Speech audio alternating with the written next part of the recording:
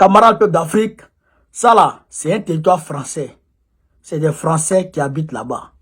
Regardez la vidéo. Et puis, j'ai décortiqué, chers camarades. J'ai décortiqué cette vidéo. Écoutez attentivement. Devant ses enfants qui marchent sur les gravats, cette mère tente de replacer la porte de la maison. Mais que faire? Par où commencer lorsque c'est tout un quartier, une île entière qui est aujourd'hui en ruine? Mayotte a été défigurée par le cyclone. Et vu du ciel, l'ampleur de la catastrophe humaine est frappante. Les maisons de ces bidonvilles, dites Banga, sont en miettes. Il faut dire qu'avant le cyclone, Mayotte comptait des quartiers entiers de ces maisons précaires, faites de bois et de tôle. 100 000 personnes y vivaient. Sur ces images satellites, ces quartiers semblent aujourd'hui rasés. L'île verdoyante de Petite Terre est méconnaissable. Au port de Mamoudzou, la barge qui reliait l'île de Petite Terre à l'île principale est échouée. Au port de Plaisance, des dizaines de bateaux sont enchevêtrés. La force du vent a aussi fait plier les palmiers, déraciner les troncs,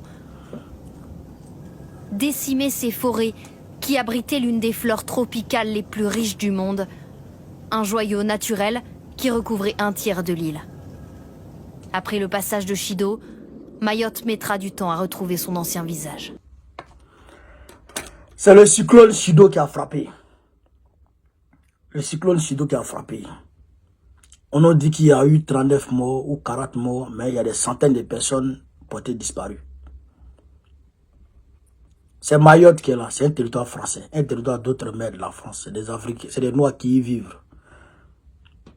La majorité, c'est des Noirs qui y vivent.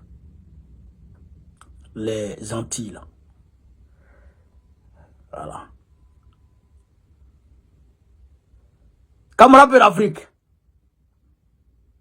100 000 personnes, 100 000 Français vivaient dans ces bidonvilles. 100 000 Français vivaient dans ces conditions.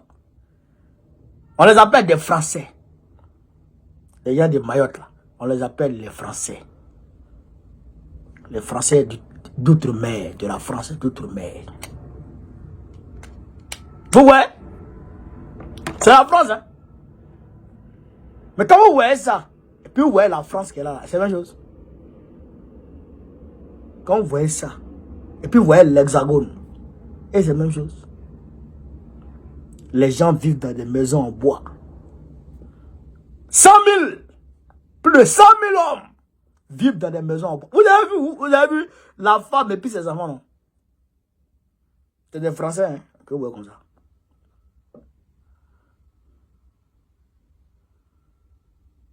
C'est les Français que vous voyez comme ça. Est-ce que vous comprenez ça? Bon.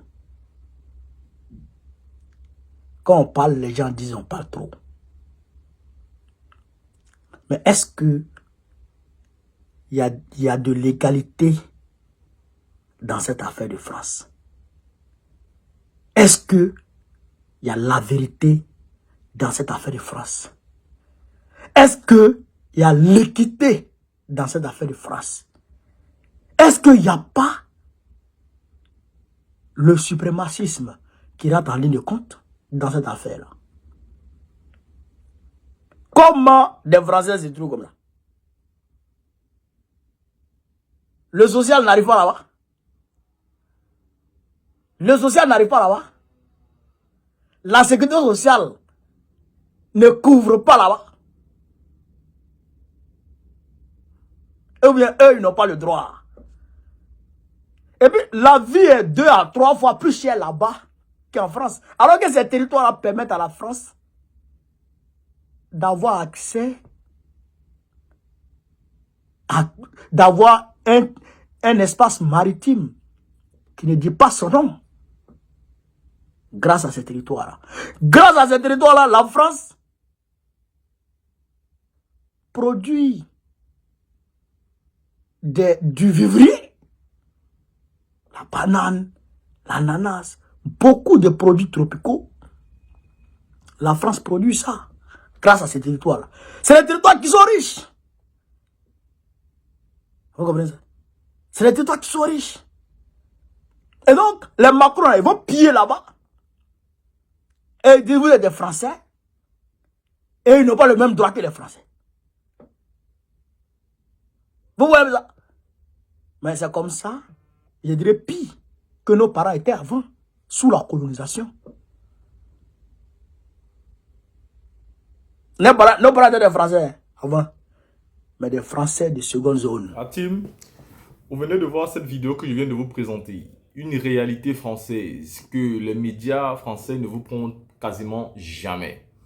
Mais ils s'empressent quand il s'agit du Mali, du Niger, du Burkina, pour nous montrer comment depuis qu'il y a un coup d'État, rien n'avance. Pour nous montrer les coins qui sont pas du tout développés, la souffrance du peuple. Mais voilà Mayotte que nous venons de vous montrer. Voilà pourquoi nous vous disons maintenant, les médias et les chaînes de télévision ne servent à plus grand chose. Car nous-mêmes, nous sommes là, nous sommes présents et nous allons tout vous montrer, un par un. Des coins que personne ne vous montre, nous serons là pour vous les montrer parce qu'ils n'assument pas. Ils passent le temps à saboter, à saboter. Mais aujourd'hui, Mayotte, que vous venez de voir, qui est aussi la France, oui, Mayotte c'est la France, est abandonnée à elle-même. C'est pire que tout ce qu'on a déjà connu comme sous-développement. Ceci se trouve en France. Vous allez donc voir que certaines grandes puissances essayent de conquérir c'est-à-dire des États étrangers. Ils essayent de conquérir des terres juste pour en profiter de la richesse de ces terres-là. Mais après, n'assument pas une véritable autonomie à cette partie de leur pays qui est devenue un nouveau territoire. Parce que Mayotte a été arrachée. Aujourd'hui, Mayotte est entrée et appartient intégralement à la France. Et aujourd'hui, de s'en occuper réellement, donner un suivi, c'est-à-dire à ce que vous avez fait, donc ceci ne vous intéresse pas. Vous retirez simplement les bénéfices qui en découlent, mais vous laissez cette population dans la misère absolue. Surtout quand on sait qu'à Mayotte, c'est le peuple majoritairement noir qui y vit.